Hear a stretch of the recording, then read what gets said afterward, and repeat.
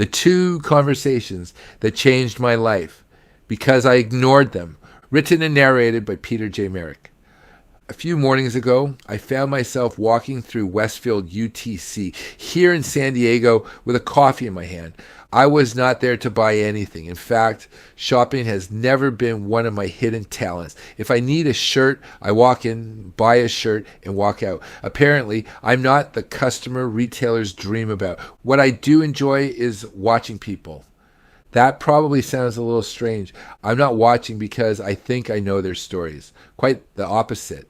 I have learned that trying to figure someone out by watching them for 30 seconds is usually a good way to be completely wrong. No, watching people has become a mirror. A young couple walked past me laughing. I caught myself wondering if they were at the beginning of something wonderful. Then I smiled. How would I know? An older couple walked by, moving a little slower than everyone else. They did not seem to be in any hurry. There was something peaceful about them. Again, I smiled. For all I know, they had spent the entire drive arguing over where to park.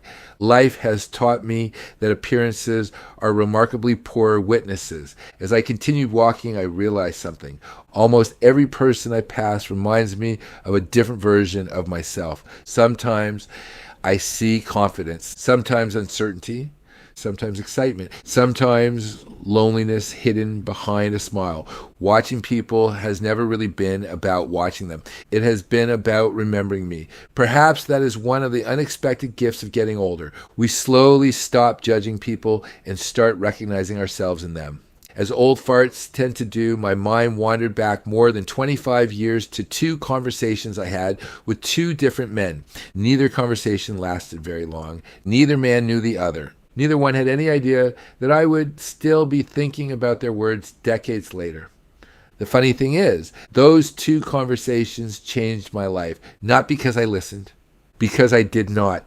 Before I tell you what they said, I think it is only fair that I tell you why I write articles like this. I do not write because I think I have life figured out. I have not. I am not smarter than anyone reading these words. I have simply been walking this road called life a little longer than some. I certainly have not lived a picture-perfect fairy tale. I have made decisions I wish I could take back. I have trusted people I should not have trusted. I have walked through doors I should have quietly walked past. I have also stood outside doors I should have walked through because fear convinced me that staying where I was somehow felt safer. In other words, I have been wonderfully human. If there is any difference between us, it is probably not intelligence. It is mileage. That is all. I write because I hope that if life has taught me something the hard way, perhaps someone else can learn it without paying the same price. If that happens, then maybe my mistakes were not simply mistakes. Maybe they became useful. The first conversation happened more than 25 years ago. The man looked at me and said, "Peter, when your life goes through a major change, give yourself 2 years before making decisions that are difficult to undo."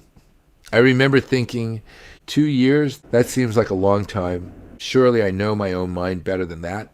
I thanked him for his advice. Then I quietly convinced myself that my situation would be different. Apparently, life has an interesting sense of humor. It is incredibly patient. It simply waits for us to discover that we are not nearly as unique as we imagine. Over the years, I have watched friends go through divorce. I have watched people lose parents, lose businesses, lose careers, lose their health. I have watched others suddenly receive more money than they ever expected. Every one of those moments has something in common. They shake the ground beneath our feet. When the ground is shaking, we naturally want it to stop. We want certainty. We want relief. We want to feel like ourselves again. The problem is that emotions have a remarkable ability to disguise themselves as logic. Everything feels right. Everything feels urgent. Everything feels as though it simply cannot wait. Then time passes, sometimes months, sometimes years, and we quietly look back and ask ourselves, what on earth was I thinking?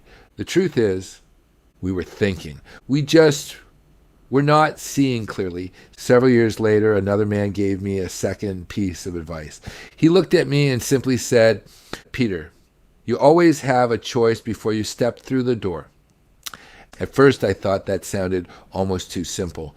Then I realized he was talking about every important decision we ever make. Before the door, we are free. We can still walk away. We can still change our minds. We can still sleep on it. But once we step through the door, things begin changing. We sign the contract. We move in. We take the new job. We borrow the money. We begin the relationship. Now our emotions become invested. Our time becomes invested. Our money becomes invested. Our pride becomes invested. Walking back out becomes much harder than choosing not to walk through the door in the first place. The older I become, the more I realize those two men were not giving me two different pieces of advice. They were giving me one. Slow down, give yourself time. Do not let today's emotions make tomorrow's permanent decisions. Now comes the part that is not always easy for me to admit. Those two pieces of advice have probably saved me years of pain, not because I always followed them, because I did not. There were times I convinced myself my situation was different. I thought I was thinking clearly. I thought I knew better. Life quietly smiled and let me find out for myself. It is funny how life works. Some people learn from other people's mistakes. Apparently, I preferred the deluxe package where I made them myself. Looking back now, I can laugh about some of it. At the time, not so much. Some of those decisions cost me money. Some cost me relationships. Some cost me peace. Some cost me years that I will never get back. But every one of them quietly brought me back to those two conversations. Eventually, I stopped arguing with life. Eventually, I started listening. What those two men were really trying to give me was something I had never heard defined: discernment. To me, discernment is one of the greatest gifts life can give us. It is not intelligence. I have met brilliant people who continue making the same painful decisions over and over again. It is not being suspicious. It is not expecting the worst. Discernment is quietly learning to see life as it is, instead of how we wish it were. It is recognizing the difference between loneliness and love, between excitement and opportunity, between urgency and importance, between a door that leads to peace and one that only promises relief from today's pain. That kind of wisdom cannot be borrowed. Most of the time, it has to be earned. When I was younger, I wish someone could have somehow helped me understand those two conversations the way I understand them today. More importantly, I wish I had been wise enough to follow them after I heard them. They would have saved me years of unnecessary pain. But here's the strange thing. If someone offered me the chance to erase those painful years, I honestly do not think I would.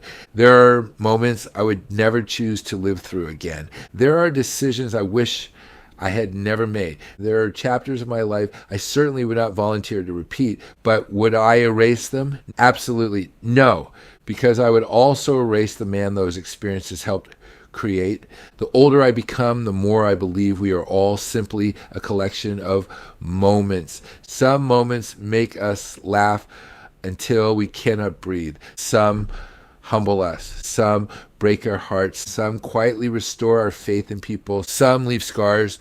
Some leave gratitude. Together, they become us. I have learned something else about suffering. None of us wants it. None of us asks for it. Yet, suffering has a remarkable way of sanding off our rough edges. It softens our ego.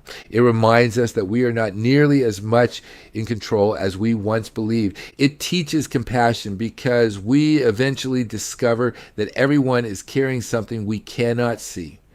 And when we come out the other side, something beautiful often happens. We begin appreciating ordinary things: a peaceful morning, good health, a loyal friend, a quiet home, a phone call from someone who genuinely cares, love that brings peace instead of chaos. Those things become priceless because we now know what life feels like without them.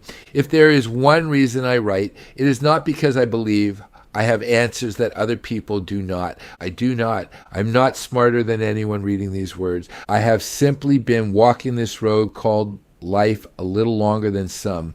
If something life has painfully taught me helps you avoid one unnecessary detour, then every painful mile I walked suddenly has meaning. In fact, My greatest hope is that when you eventually arrive where I am today, you're much farther along than I ever was. I hope you make fewer painful mistakes. I hope you find peace sooner. I hope you develop discernment earlier than I did. There would be no greater compliment, because that is how life should work.